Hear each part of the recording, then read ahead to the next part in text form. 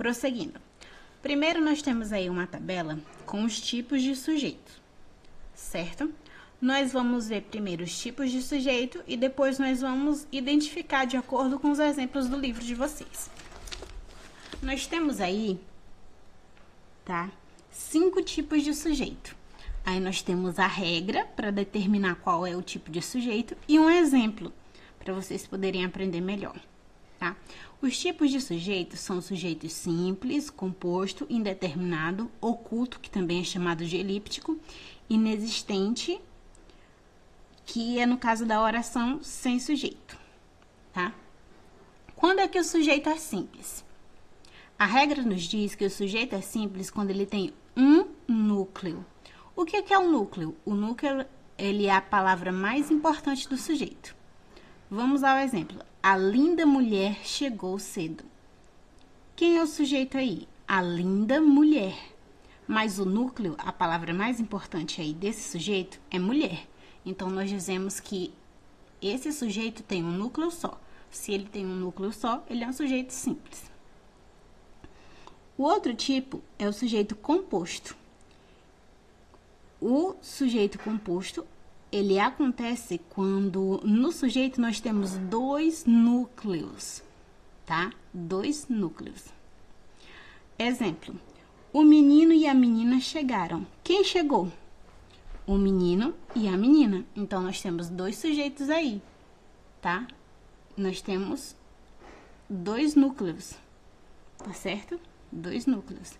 Então, a gente tem um sujeito composto, é como se fosse 2 sujeitos. É o sujeito indeterminado. O sujeito indeterminado é aquele que está escondido no verbo. Quando eu digo assim, ó, chegaram cedo à festa. Quem é que chegou? Eles. Tá? Eles. Tá? Mas aqui nós não podemos afirmar quem foi que chegou precisamente, porque podem ser eles, podem ser elas, tá? Aí por isso que a gente diz indeterminado, porque não dá para determinar com precisão quem foi que chegou, tá bom? Quando eu pergunto assim, ó, chegaram à festa, chegaram cedo à festa, quem chegou cedo à festa? Não dá para saber com certeza quem é. Então, é o sujeito indeterminado, não podemos determinar com precisão. Aí nós temos o sujeito oculto ou elíptico, tá? Que é o escondido no verbo, tá? Exemplo, eu, tu, ele, nós, vós, vós. Olha, esse sujeito, ele não aparece na frase escrito, mas nós podemos perceber pelo verbo. Quando eu digo assim, ó, chegamos cedo à festa, você sabe que eu estou falando de nós. Então, nós é o sujeito. Quem chegou cedo à festa? Nós. Quando eu digo assim, cheguei cedo à festa, quem chegou cedo à festa? Eu. Então, você sabe que o sujeito sou eu. Então, o sujeito oculto, ele não aparece na frase, mas você consegue perceber pelo verbo quem é. Aí nós temos o sujeito inexistente ou oração sem sujeito. No caso de fenômenos da natureza, do verbo haver com sentido de existir e fazer com sentido de tempo decorrido, esses verbos que expressam fenômeno da natureza, o verbo haver e o verbo fazer, quando significa tempo, eles não aceitam sujeito na língua portuguesa. Por isso que eles são chamados verbos sem sujeito. Então, quando eles aparecem na oração, a gente chama de oração sem sujeito. Ou sujeito inexistente, porque não tem. Ó, vamos ver aqui, ó. Choveu muito ontem. Tá? Chover é um fenômeno da natureza? É. Então, aqui não tem sujeito nessa oração, porque os fenômenos da natureza não aceitam sujeito. Havia muitas pessoas lá. Havia, aqui tem o mesmo sentido que existir? Sim. Então, aqui é uma oração sem sujeito. Faz 2 anos, tá? O verbo fazer que está dando ideia de tempo? Sim. Então, é sujeito inexistente, tá?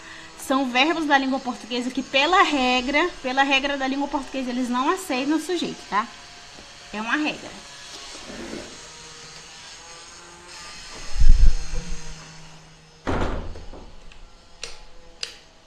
Agora, nós vamos ver com os exemplos do livro. Aliás, da apostila. Olha, lembrando, núcleo é a palavra mais importante dentre aquelas que compõem o sujeito, ou seja, aquela que carrega mais significado, tá? Vamos identificar os tipos de sujeito nas frases abaixo. Essas frases foram retiradas da apostila de vocês, tá? Nova queda leva o dólar ao nível mais baixo desde 1999. Quem levou o dólar à queda? Aliás, quem levou o dólar ao nível mais baixo? A nova queda. Só que queda, aqui, ó, é o núcleo. Por que que é o núcleo? Ela é a palavra mais importante. Nós temos um núcleo aqui formado por dois sujeitos. Nova queda. Só que dessas duas palavras, queda é a palavra mais importante. Porque se eu retirar queda, esse sujeito perde o significado. Certo? Tanto é que se eu falar assim, ó, nova leva o dólar a nível mais baixo, não faz sentido. Mas se eu falar queda leva o dólar a nível mais baixo, faz, né?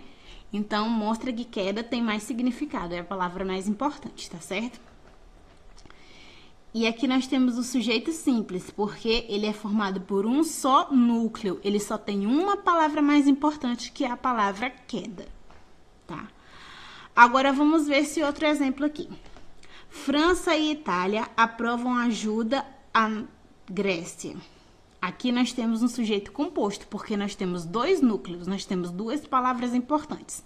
Tanto a França quanto a Itália aprovaram essa ajuda. Então, as duas aqui são sujeitos, as duas são núcleo, tá? Então, nós temos dois núcleos, e se eu tenho dois núcleos, eu tenho um sujeito composto. Amou daquela vez como se fosse a última. Tá? Quem amou? Ele amou. Então, aqui eu tenho um sujeito oculto, que é o sujeito desinencial, aquele que dá para ser percebido pelo verbo, tá? Agora, nesse caso de baixo, quando eu digo jogaram a bagagem nas esteiras sem o menor cuidado, é um sujeito indeterminado, porque se eu digo jogou, se eu pergunto, aliás, quem jogou? Não dá para saber com precisão. Eles, mas eles quem? Não dá para determinar com precisão, então ele é indeterminado. No de baixo, onde diz chovia desde a noite anterior, eu tenho uma oração sem sujeito, por quê? Porque eu tenho um verbo aqui que expressa um fenômeno da natureza. E verbos que expressam fenômeno da natureza, nós chamamos de sujeito inexistentes, tá? Quando eu tenho eles na oração, a gente chama de sujeito inexistente, oração sem sujeito. Por quê? Os verbos que expressam fenômenos da natureza são chamados de verbos impessoais, não aceitam sujeito. Outros verbos que não aceitam sujeito, que são verbos impessoais também, está aí na apostila de vocês, na página 13, que são os verbos fazer, ser e estar, quando indicam tempo, o verbo haver, quando significa existir, acontecer, realizar-se, e os verbos que expressam fenômeno da natureza, como chover, ventar, gear, nevar, trovejar e relampejar. Aí nós temos o nosso segundo assunto de hoje, que é a narração em terceira pessoa. O que é a narração? A narração é um tipo de texto em que contamos uma história. Essa história pode ser real ou pode ser fictícia, ou seja, pode ser verdadeira ou inventada. E a história, ela pode ser contada de duas formas. Eu posso contar uma história que aconteceu comigo, ou eu posso contar uma história que aconteceu com outra pessoa, não é verdade? Quando eu conto uma história que aconteceu comigo, eu chamo de narração em primeira pessoa. Quando eu conto uma história que aconteceu com outra pessoa, eu chamo de narração em terceira pessoa, tá? Quando o texto conta uma história que aconteceu comigo, eu chamo de narração em primeira pessoa. Quando o texto conta uma história que aconteceu com uma outra pessoa, eu chamo narração em terceira pessoa. Observem um exemplo. Ponto de vista de primeira pessoa. Hoje eu saí da escola e fui para casa com os meus colegas. Paramos para comer um gelado. O meu de chocolate é o meu favorito.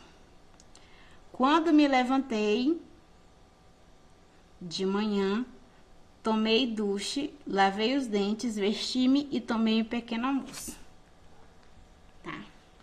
Observem aí que, nesse caso aí, a pessoa está narrando uma história que aconteceu com ela.